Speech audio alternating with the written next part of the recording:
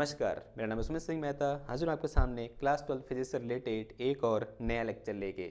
आज का हमारा है लेक्चर नंबर 13 और आज के इस लेक्चर का हमारा टॉपिक क्या रहने वाला है।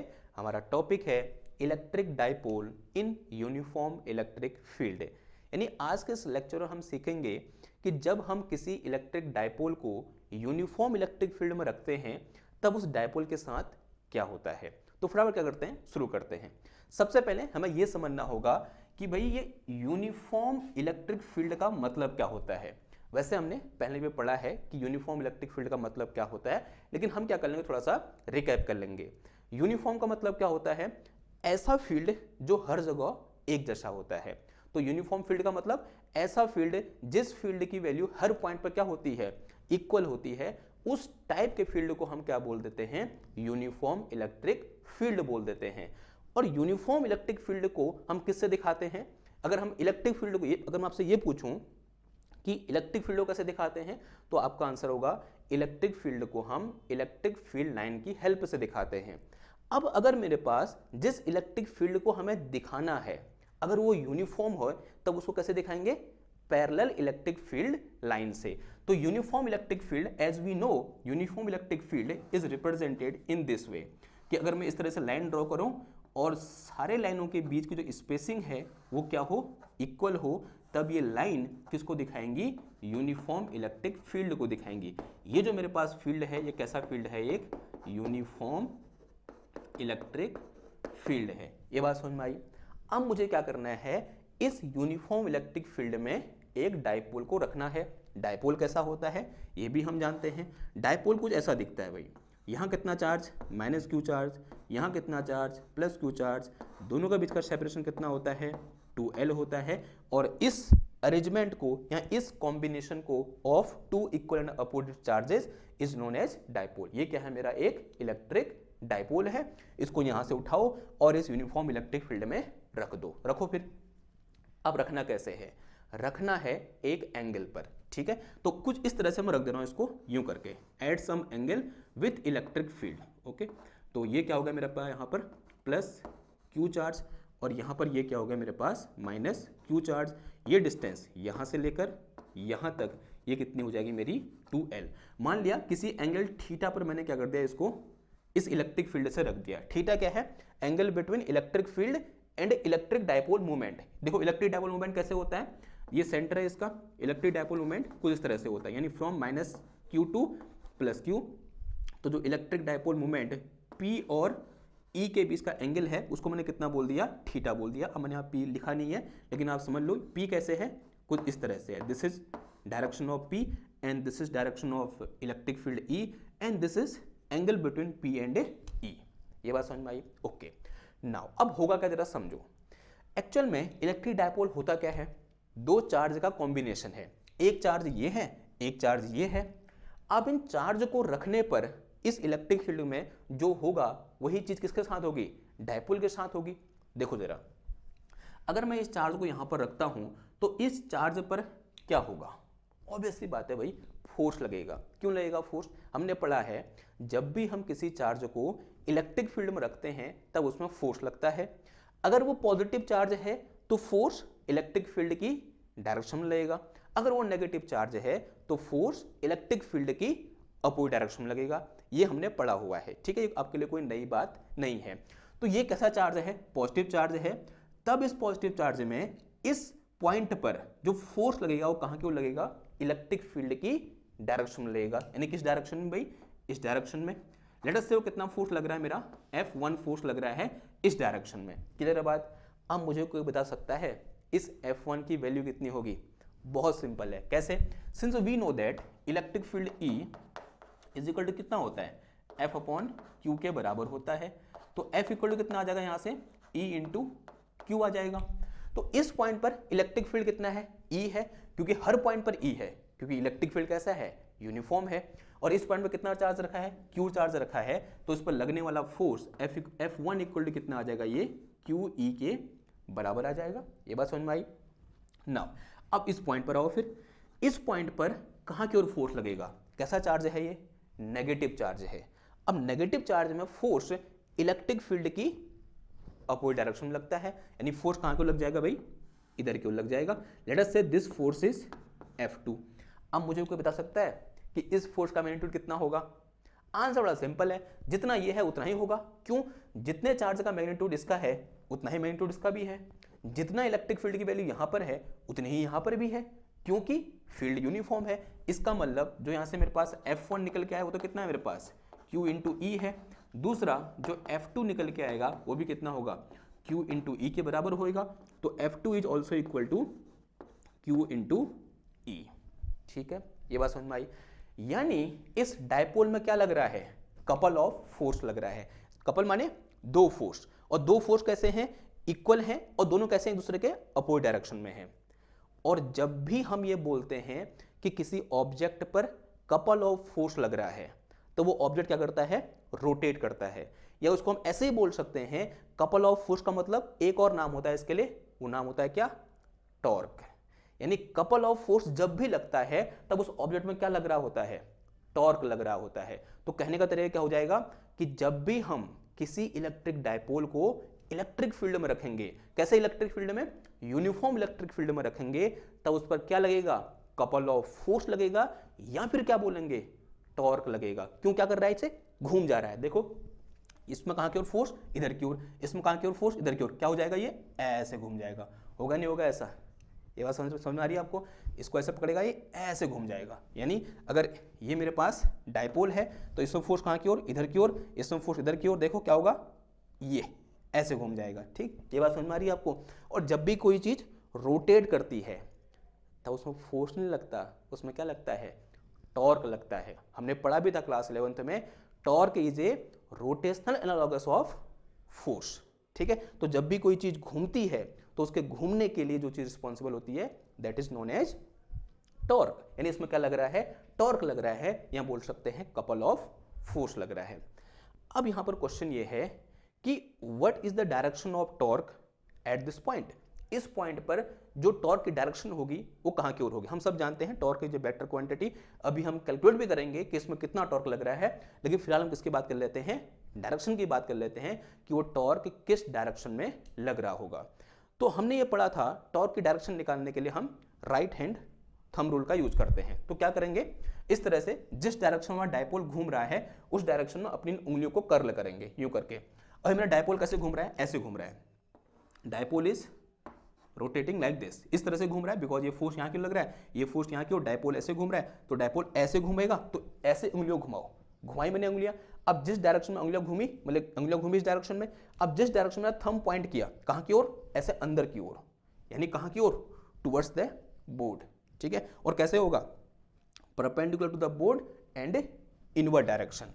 तो डायरेक्शन ऑफ टॉर्क क्या हो जाएगी, डायरेक्शन ऑफ टॉर्क क्या हो जाएगी, परपेंडिकुलर टू बोर्ड, आप क्या लिखोगे, पेपर। ठीक है, perpendicular to the board and inward direction, direction क्या हो जाएगी, इनवर्ड, यानी अंदर की ओर।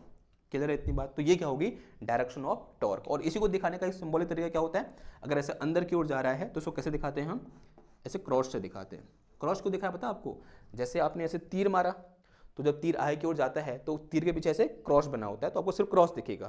क्लियर बात। तो ऐसे क्रॉस दिखाते हैं और डायरेक्शन कैसे हो जाएगी इसकी, इनवर्ड हो जाएगी। क्लियर। नाउ एक और ऐसे स्कीमेटिक डायग्राम देख लेते हैं, थोड़ा और आपको बेहतर अंडरस्टैंडिंग हो जाएगी। ठीक, यहाँ बना रहा हूँ मैं। अभी मैं इलेक्ट्रिक फील्ड डायरेक्शन चेंज कर दे रहा हूँ। लेट अस से my electric field is like this.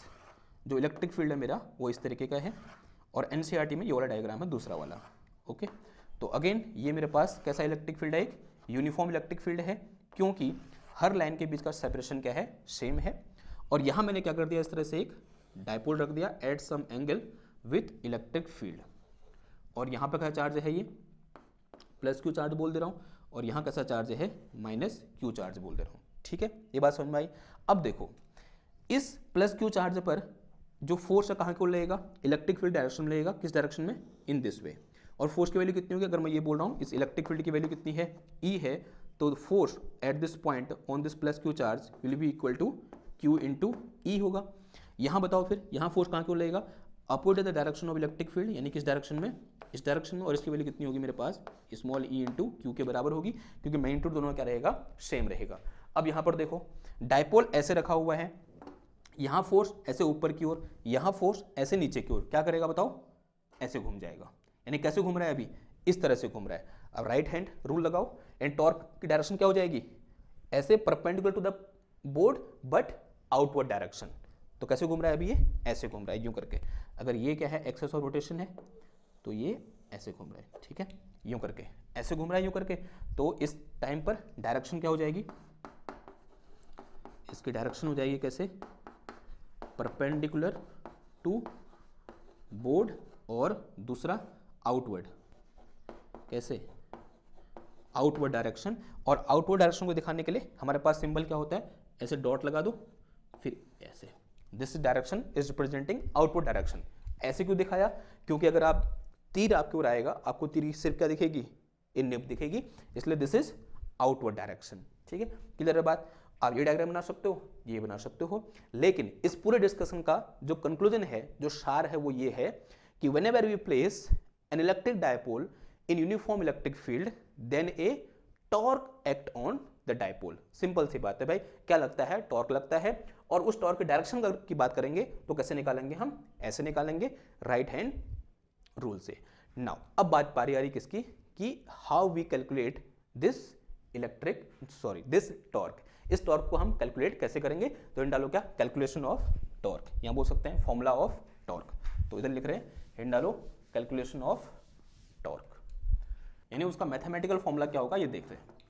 Again assume कर लो कि मेरे पास यहाँ पर क्या है, इस तरह से इनमें से कोई भी एक डायग्राम बना सकते हैं, मैं ये वाला बना रहा हूँ, ठीक। एक यूनिफॉर्म इलेक्ट्रिक फील्ड है यूं करके मेरे पास, जिसकी वैल्यू कितनी है, हर पॉइंट पर ई है। और इस यूनिफॉर्म इलेक्ट्रिक फील्ड में हमने क्या रखा हुआ है, एक डायपोल रखा हुआ है, इस तरह से यूं करके। और मान लिया इसका डायपोल मूवमेंट कितना है, पी मैंने बोल दिया, और ये जो डिस्टेंस है यहाँ से लेकर यहाँ तक, ये कितनी है, 2L है। इसको मैंने प्लस क्यू चार्ज बोल दिया, और इसको मैंने यहाँ पर, इसको मैंने प्लस क्यू चार्ज बोल दिया, इसको मैंने माइनस क्यू चार्ज बोल दिया। और इसमें फोर्स कहाँ को लेगा, इधर की ओर। फोर्स की वैल्यू कितनी होगी, E इंटू क्यू होगी। और इसमें फोर्स कहाँ को लेगा, इधर की ओर। इसकी वैल्यू कितनी होगी मेरे पास, अगेन E इंटू क्यू के बराबर होगी। ना अब अगर आपसे मैं एक क्वेश्चन पूछूं कि नेट फोर्स, नेट टॉर्क नहीं, net force acting on dipole, बताओ कितना होगा, एफ नेट कितना होगा। बहुत सिंपल सा क्वेश्चन है, एफ नेट कितना होगा, F1 प्लस F2, और जो सम होगा कैसे सम होगा, वेक्टर सम होगा, यानी कितना आ जाएगा ये F1 प्लस F2 आ जाएगा। देखो F1 की वैल्यू कितनी है मेरे पास, ई क्यू के बराबर है, और प्लस F2 की वैल्यू कितनी है, उतनी है, लेकिन डायरेक्शन क्या होगी, अपोजिट होगी। तो वेक्टर क्वांटिटी, तो यहाँ से क्या कैसा आ जाएगा, माइनस ई आ जाएगा। माइनस किसको दिखा रहा है कि इसकी डायरेक्शन की क्या है, ठीक अपोजिट है या एंटी पैरेलल है। तो ये कितना आ जाएगा बताओ, ई क्यू माइनस कितना आ गया, ई क्यू आ गया, and this is equal to 0। इसका मतलब क्या हुआ, net force acting on our dipole is equal to 0। अब जब कभी भी किसी भी एक सिस्टम में लगने वाला नेट फोर्स 0 होता है, then formula of torque, torque acting on this system या ऑन दिस डायपोल, वो उसका फॉर्मूला होता है क्या मेरे पास, फोर्स, जितना उसमें फोर्स लग रहा है, सिंगल फोर्स जो है उसमें, और multiply by perpendicular distance between forces. Multiply में क्या होता है, perpendicular distance between equal and या between anti parallel forces, anti parallel forces. ठीक है, ये हमारे पास फॉर्मूला होता है कब, जब उस पर लगने वाला नेट फोर्स कितना हो, 0 हो, तब torque will be equal to force into perpendicular distance between anti parallel forces. Force कितना लग रहा है भाई, फोर्स ये लग रहा है क्यू ई के बराबर। अब हमें निकालना क्या है फिर, perpendicular distance between anti parallel forces. अब एंटी पैरेलल फोर्सेस कौन कौन से हैं, एक ये है, एक ये है, इनकी परपेंडिकुलर डिस्टेंस। परपेंडिकुलर डिस्टेंस निकालने के लिए या तो उसको पीछे बढ़ा दो या इसको आगे बढ़ा दो। एक काम कर रहा हूँ, इसको ऐसे आगे बढ़ा रहा हूँ, तो ये क्या हो जाएगी, यहाँ से लेकर यहाँ तक, दिस इज परपेंडिकुलर डिस्टेंस। तो ये क्या होगी, यहाँ से यहाँ तक परपेंडिकुलर डिस्टेंस होगी। मैंने अज्यूम किया था कि ये जो मेरे पास डायपोल है, ये इस इलेक्ट्रिक फील्ड से थीटा एंगल पर रखा हुआ है, तो this angle will be equal to theta. ये एंगल कितना हो जाएगा मेरा, थीटा हो जाएगा। और ये क्या हो जाएगा, परपेंडिकुलर डिस्टेंस। तो बताओ इसकी वैल्यू कितनी होगी यहाँ से यहाँ तक, लगा दो इसमें साइन थीटा। तो साइन थीटा अगर मैं लगाऊंगा यहाँ पर, साइन थीटा इक्वल टू क्या होता है, लंब बट्टे कर्ण।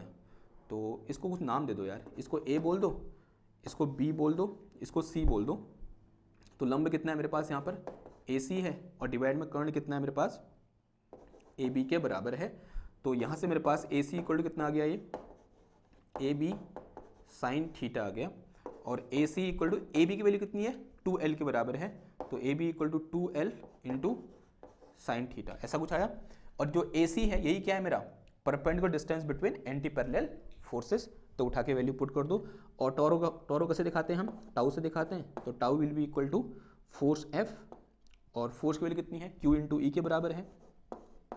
और इंटू ये मल्टीप्लाई है, ठीक है, क्रॉस प्रोडक्ट नहीं है। इंटू में कितना आ जाएगा, ये वैल्यू जो किसके बराबर है, 2l साइन थीटा के बराबर है। ठीक है, ये क्या निकल के आया, मेरा टॉर्क का फॉर्मूला निकल के आया। थोड़ा बहुत इसको रीअरेंज कर लो।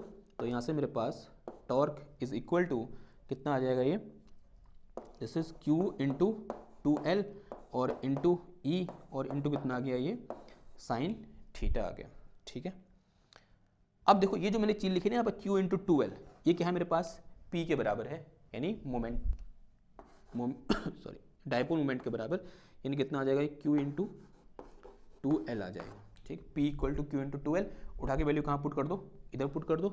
तो टाउ इक्वल टू कितना आ गया, ये p e, और ये मेरे पास इंटू में साइन थीटा। तो दिस इज अवर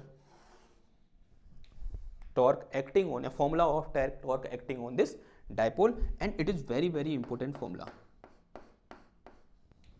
एक चीज आपको यहां पर आनी चाहिए, वो ये है कि अगर किसी डायपोल पर लगने वाला नेट फोर्स 0 है, तब ये डायपोल पर लगने वाला टॉर्क होता है वो इंडिपेंडेंट फ्रॉम एक्सेस होता है, या बोलते हैं independent from axis of rotation होता है। एक बहुत इंपॉर्टेंट चीज है, इसको आप लिख लेना कहीं पर। चीज क्या है, if net force acting on this dipole is equal to 0, then torque on this dipole will be independent from axis of rotation। कहने का मतलब ये है कि मैं इसको इस एक्सिस के बाद रोटेट कराऊं, या इस एक्सिस के बाद रोटेट कराऊं, या इस एक्सिस के बाद रोटेट कराऊं, या फिर इस एक्सिस के बाद रोटेट कराऊं, हर एक्सिस के अबाउट इस पर लगने वाला जो टॉर्क होगा वो क्या रहेगा, सेम रहेगा। बशर्ते कंडीशन क्या है कि उस पर लगने वाला नेट फोर्स कितना हो जाए, 0 हो जाए। और यहां से एमसीक्यू का एक बहुत अच्छा क्वेश्चन बन सकता है कि भाई अलग अलग एक्सेस दे देगा, वो बताओ इनमें से मतलब लगने वाला टॉर्क किस में अधिक होगा, किस में कम होगा। तो आप थोड़ा बहुत क्या हो सकता है, कंफ्यूज होते हो इस फॉर्मूले से। लेकिन ध्यान क्या देना है कि नेट फोर्स कितना है, 0 है, तो हर एक्सेस के अबाउट टॉर्क क्या होगा, सेम होगा, because it is independent from axis of rotation. तो यहां पर लिखेंगे हम torque acting on dipole in uniform field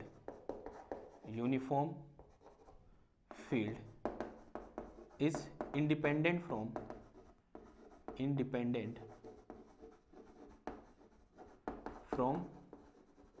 axis of rotation। ठीक है, ये बात समझ में आ गई। ओके, नाउ अब ये मेरे पास क्या निकल के आया, फाइनल फॉर्मूला निकल के आया, and it is this formula is very very important. Okay, now आगे बढ़ते हैं। देखो अभी हमने डिस्कस किया था टॉर्क की डायरेक्शन होती है, इसका मैग्नीट्यूड भी होता है, it mean torque is a vector quantity. और हम पहले से भी जानते हैं कि भाई टॉर्क ऐसी क्वांटिटी होती है, वेक्टर क्वांटिटी होती है। अगर ये वेक्टर क्वांटिटी होती है तब इस फॉर्मूले को मैं वेक्टर फॉर्मूला लिख सकता हूं। तो इसे कुछ इक्वेशन नंबर 1 बोल दो, और फिर हिंट डालो क्या, इन वेक्टर फॉर्म।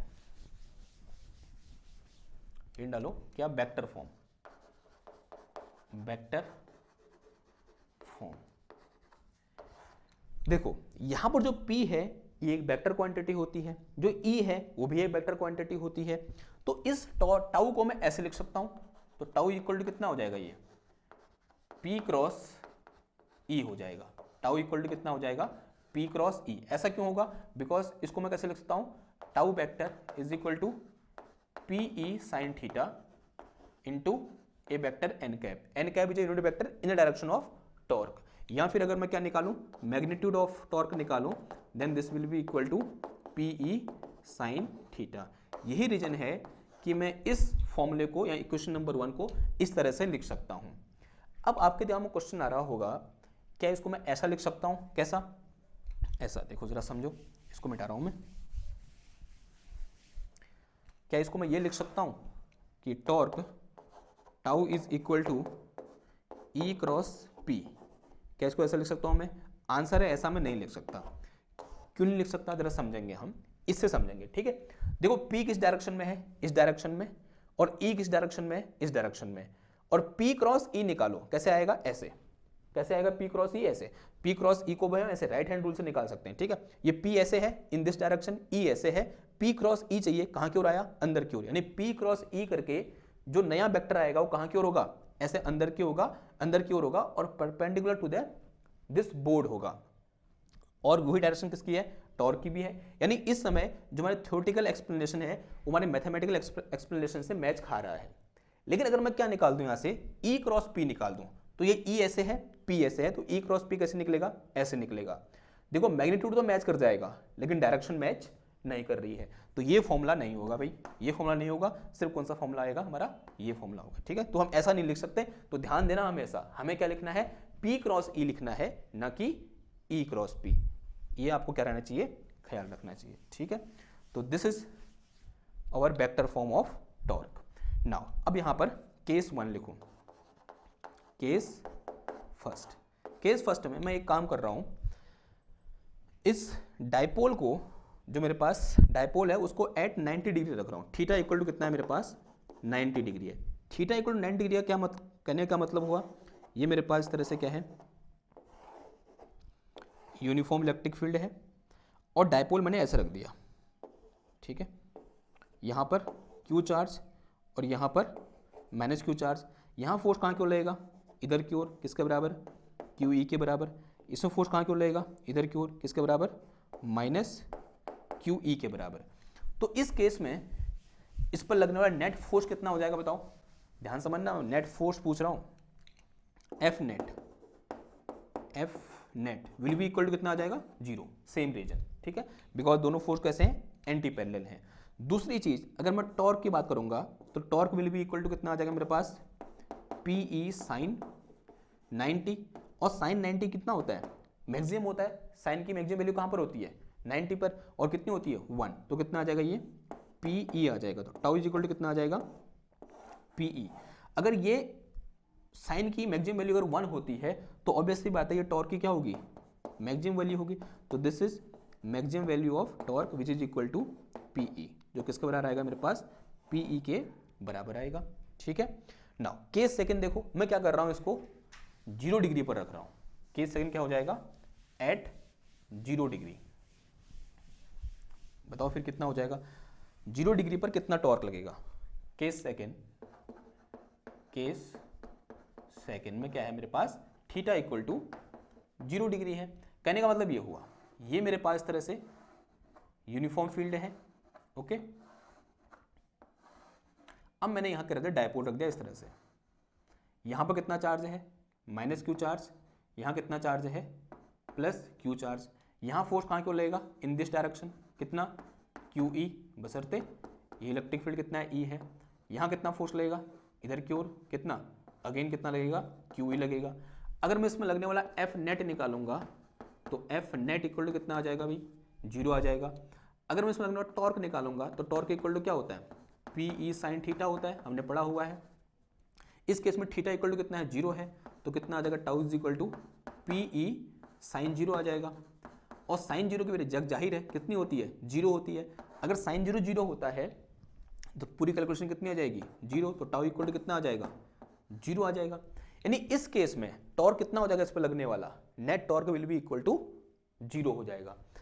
इस पॉइंट पर टॉर्क मैक्सिमम था, जैसे ही ऐसे हुआ टॉर्क 0 हो गया। तो यहां से हमें क्या फील आ रही है? जो इसमें लगने वाला टॉर्क है वो क्या करना चाह रहा है? इस डायपोल को इलेक्ट्रिक फील्ड के डायरेक्शन में अलाइन करना चाह रहा है। ऐसे आपको फील आ रही है? पहले डायपोल ऐसा था, टॉर्क लगा, कैसा हो गया? ऐसा हो गया। और ऐसा होती टॉर्क कितना हो गया? 0 हो गया। तो यहां से हमें फील आ रही है कि जो इस पर लगने वाला टॉर्क है इस डायपोल पर, वो इस डायपोल को इलेक्ट्रिक फील्ड के डायरेक्शन में अलाइन करना चाह रहा है। तो इसमें हम लिख देंगे, ऐसे नोट करके लिख देंगे, torque acting on dipole is trying align dipole in the direction of electric field. तो इसमें लिख देंगे हम टॉर्क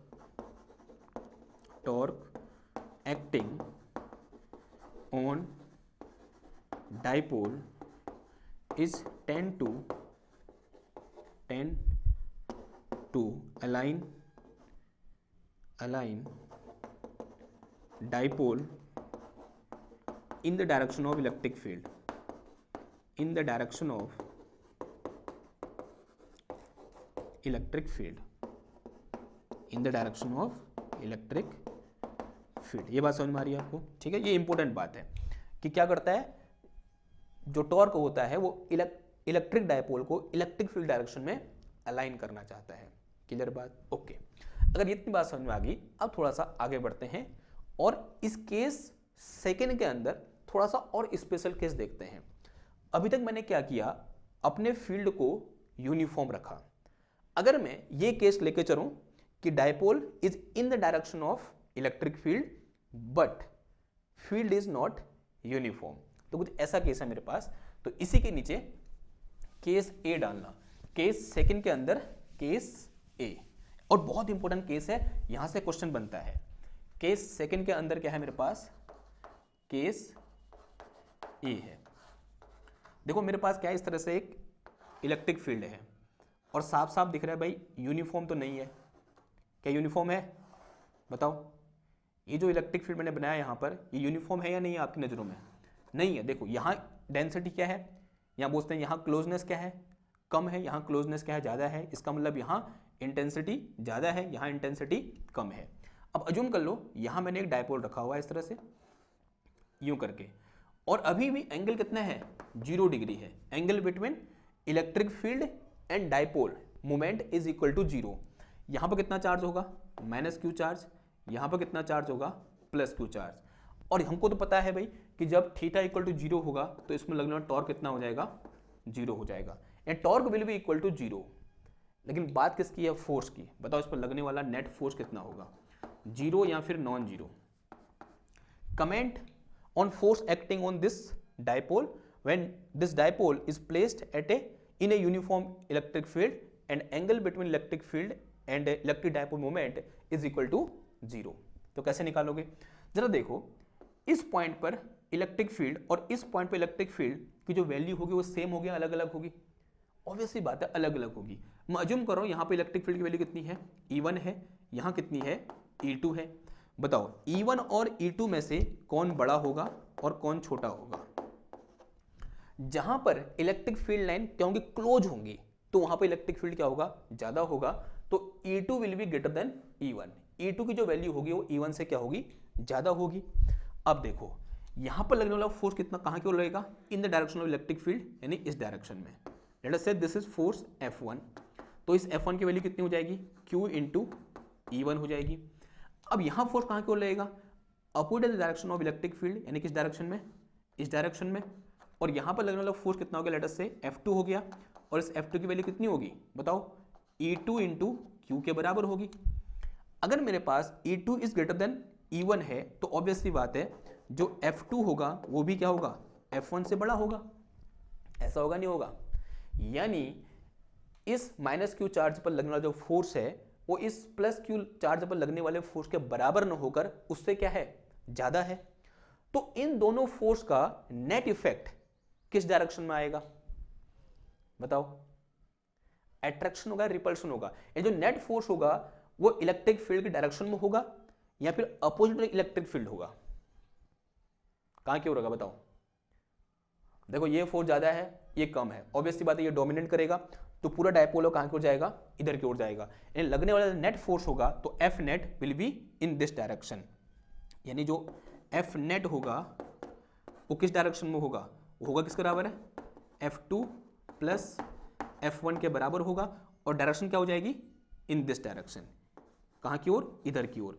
और इस डायरेक्शन को क्या नाम दूंगा मैं, opposite to the direction of electric field, या बोल सकता हूं टूवर्ड्स द, जहां पर इलेक्ट्रिक फील्ड की इंटेंसिटी क्या है, ज्यादा है, या ऐसा बोल सकते हैं इसको, towards the higher value of electric field, ऐसा ही बोल सकते हैं। या बोल सकते हैं towards the higher strength of electric field, यानी जहां पर इलेक्ट्रिक फील्ड की स्ट्रेंथ ज्यादा होगी उस डायरेक्शन में क्या लगेगा, हमारा फोर्स लगेगा। ठीक है, तो यहां पर अगर मैं इस डायग्राम के अकॉर्डिंग बोलूं तो कहां की ओर, टुवर्ड्स, ये डायरेक्शन कौन सी हुई, left, towards left.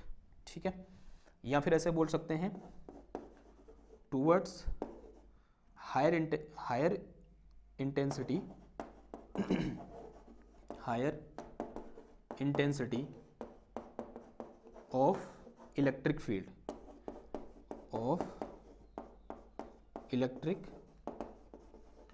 Electric field की इंटेंसिटी जहां की ओर ज्यादा होगी उस डायरेक्शन में क्या लगेगा, इस पर फोर्स लगेगा। तो नेट फोर्स भाई नॉन जीरो होगा, नॉट इक्वल टू जीरो, और फोर्स लगेगा कहां की ओर, इधर की ओर। ठीक, अब इसी में केस सेकंड ले लेते हैं। अभी तो मैंने कैसे रखा, मैंने चार्ज इधर रखा प्लस चार्ज इधर, यानी डायपोल मोमेंट किस डायरेक्शन में है, इस डायरेक्शन में है। Dipole moment will be in this direction, इसका मतलब एंगल कितना है, 0 डिग्री है। अगर मैं एंगल को कितना कर दूं, 180 कर दूं, कितना कर दूं एंगल को, 180, तो क्या होगा बताओ, इधर बना रहा हूं मैं। ये क्वेश्चन बहुत इंपॉर्टेंट है, इनको गौर से समझना। अभी इसका एग्जाम्पल भी देखेंगे हम, जो आप सब लोग करते हैं उसी को इस कॉन्सेप्ट की हेल्प से समझाने की कोशिश करेंगे। इसी में केस बी आ जाएगा, केस बी में क्या हो जाएगा, एंगल थीटा इक्वल टू कितनी degree, 180 degree. Again theta equal to 180 degree है तो टाउ इक्वल टू क्या होता है मेरे पास, पी ई साइन 180 आ जाएगा, और साइन 180 अगेन कितना होता है, 0 होता है, तो टॉर्क तो कितना हो जाएगा, 0 हो जाएगा। तो किसी भी टाइप का रोटेशन तो नहीं होने वाला। तो होगा क्या, हमें कमेंट किस पर करना है, नेट फोर्स पर करना है। तो पहले तो क्या बनाओ, यहां पर इस तरह से एक इलेक्ट्रिक फील्ड बनाओ, ये इस तरह से मेरे पास एक इलेक्ट्रिक फील्ड है, और यहां मैंने एक डायपोल रखा हुआ है यूं करके, और ये कैसा चार्ज है, माइनस क्यू चार्ज है, और एक ऐसा चार्ज है मेरे पास प्लस क्यू चार्ज है। ठीक है, ये बात समझ में आ रही है आपको ना। अभी डायपोल मोमेंट किस डायरेक्शन में है, इस डायरेक्शन में, क्योंकि प्लस क्यू से माइनस क्यू की ओर होता है, और इलेक्ट्रिक फील्ड कहां की ओर है, इधर की ओर है, तो एंगल कितना हो जाएगा, अपने आप ही 180 डिग्री का हो जाएगा। अब बताओ फिर इस पॉइंट पर इस पर फोर्स कहां की ओर लगेगा, हम सब जानते हैं नेगेटिव चार्ज है तो force will be upward to the direction of electric field, तो कहां की ओर लगेगा फोर्स, इधर की ओर। लेट अस से दिस फोर्स इज F1, इस पर फोर्स कहां की ओर लगेगा, इन the direction of electric field, यानी कहां की ओर, इधर की ओर। लेट अस से दिस फोर्स इज F2। बताओ F1 और F2 में से कौन सा फोर्स सॉरी ज्यादा होगा। ऑब्वियसली बात है जो F2 होगा वो ग्रेटर देन क्या होगा मेरे पास, F1 होगा। क्यों, क्योंकि यहाँ पर क्या है, क्लोजनेस ज़्यादा है, यहाँ क्लोजनेस कम है, यहाँ पर इलेक्ट्रिक फील्ड की इंटेंसिटी ज़्यादा होगी, यहाँ कम होगी, तो फोर्स इक्वल टू क्या होता है, Q इंटू ई होता है। तो यहाँ इलेक्ट्रिक फील्ड ज़्यादा है तो फोर्स भी क्या होगा, ज़्यादा होगा, यहाँ इलेक्ट्रिक फील्ड कम है तो फोर्स भी क्या होगा, कम होगा। इसका मतलब F2 will be greater than F1।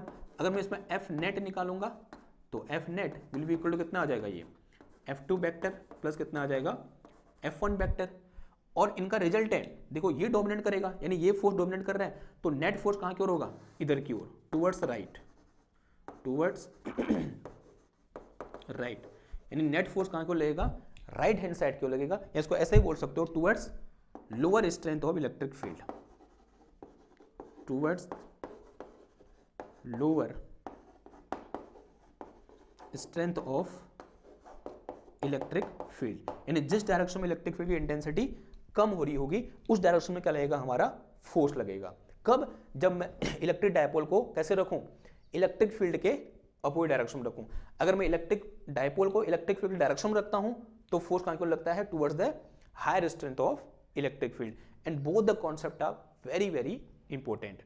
Now अब इससे रिलेटेड एक बड़ा अच्छा सा एग्जाम्पल है जो हम अपने बचपन में एक एक्टिविटी किया करते थे अपने घरों में, और उसी को क्या करेंगे हम इस पूरे कॉन्सेप्ट की हेल्प से समझेंगे।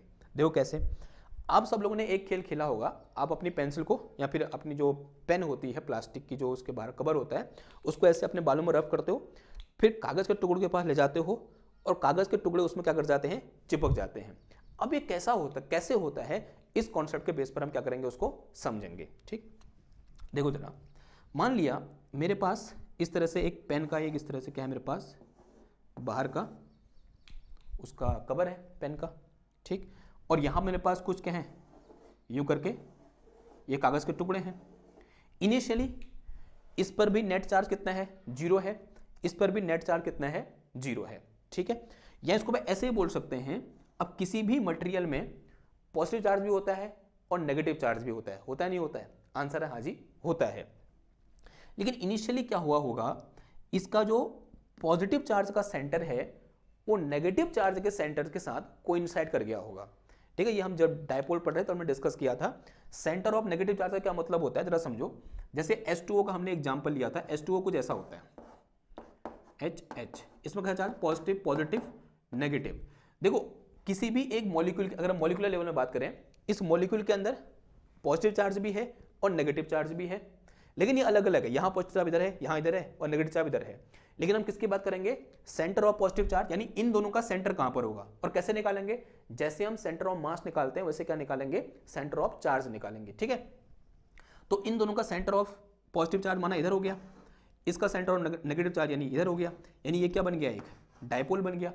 सेम उसी तरीके से इनिशियली क्या हुआ है क्या होता है, इस पेपर में जो सेंटर ऑफ पॉजिटिव चार्ज है और जो सेंटर ऑफ नेगेटिव चार्ज है वो एक दूसरे को कोइंसाइड करते हैं। इसका मतलब इसका नेट डायपोल मोमेंट इनिशियली कितना हो जाएगा, 0 हो जाएगा। मैं इसमें सिर्फ एक टुकड़ा ले रहा हूं, मैंने एक टुकड़ा यहां पर रख दिया यूं करके, एक टुकड़ा लिया और इसका जो सेंटर ऑफ पॉजिटिव चार्ज है और इसी के ऊपर सेंटर ऑफ नेगेटिव चार्ज है, दोनों क्या कर रहे हैं, एक दूसरे को कोइंसाइड कर रहे हैं।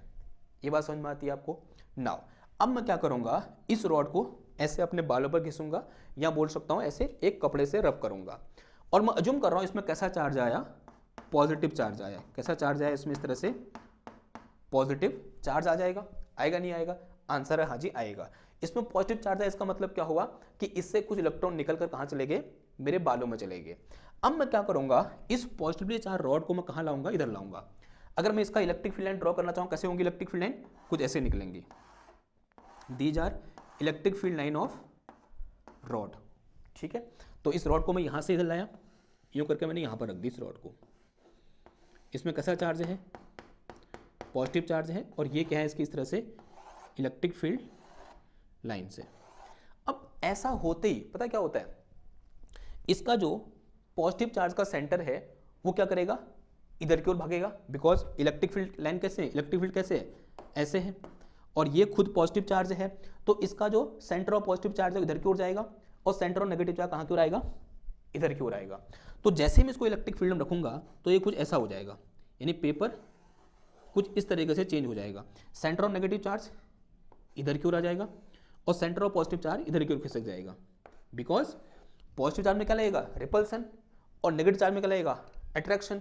तो ऐसा हो जाएगा कुछ, यानी सेंटर ऑफ नेगेटिव चार्ज इधर खिसक जाएगा और सेंटर ऑफ पॉजिटिव चार्ज उधर की ओर खिसक जाएगा, और ऐसा होते ही यहां क्या बन जाएगा, एक डायपोल बन जाएगा। क्या बन गया, एक डायपोल बन गया, और डायपोल की डायरेक्शन कैसे है, ऐसे है। अब इस तरीके के डायपोल इस कागज के अंदर बन गए। अब ये कागज कहां रखा हुआ है, इसके इलेक्ट्रिक फील्ड में रखा हुआ है, और डायपोल जो है वो किसकी डायरेक्शन में है, इलेक्ट्रिक फील्ड की डायरेक्शन में है। और जब ऐसे कुछ कंडीशन होती है कि dipole is in the direction of electric field, तो उस पर फोर्स कहां की ओर लगता है, जिस डायरेक्शन में इलेक्ट्रिक फील्ड की इंटेंसिटी ज्यादा होती है उस डायरेक्शन में फोर्स लगता है। यानी ये कागज कहां की ओर आएगा, इधर की ओर आएगा, बिकॉज यहाँ इंटेंसिटी क्या ज्यादा है, यहाँ इंटेंसिटी कम है, तो ये कागज क्या करेगा, इस तरह से इस पेन की ओर क्या करेगा, अट्रैक्ट करेगा। यही रीजन है जब हम इस तरह से क्या करते हैं, ऐसे खींचते हैं और लगाते हैं, ये क्या कर जाता है, अट्रैक्ट कर जाता है। तो इस तरीके का मैकेनिज्म उसके अंदर हो रहा होता है, या फिर ये क्या है, उसका एक एक्सप्लेनेशन है, पॉसिबल एक्सप्लेनेशन है कि क्यों कागज क्या कर जाते हैं, अट्रैक्ट हो जाते हैं। तो क्या होता है, पहले तो इस तरह से एक डायपोल क्रिएट होता है, और जो डायपोल को मैं इस नॉन यूनिफॉर्म इलेक्ट्रिक फील्ड में रखूंगा, और डायपोल और इसके बीच का एंगल कितना, इलेक्ट्रिक फील्ड के बीच का एंगल 0 डिग्री होगा, तो फोर्स कहां की ओर लगता है, towards the higher intensity of electric field लगता है, यानी ये कहां की ओर आएगा, इधर की ओर। किधर है बात, तो this is our answer, clear. तो this is all about electric dipole when we placed it in electric field, ठीक है। आई होप ये लेक्चर आपको पसंद आया होगा। एक बहुत गहराई और बड़ी शिद्दत से बनाया गया लेक्चर है, और अगर आपको लगता है कि आपके जीवन में कुछ वैल्यू ऐड करता है, आपको कुछ नॉलेज प्रोवाइड करता है, तो इसको लाइक करो, शेयर करो, सब्सक्राइब करो। मैं मिलता हूँ आपसे नेक्स्ट क्लास में एक और नए टॉपिक के साथ। तब के लिए थैंक यू, धन्यवाद। Bye bye.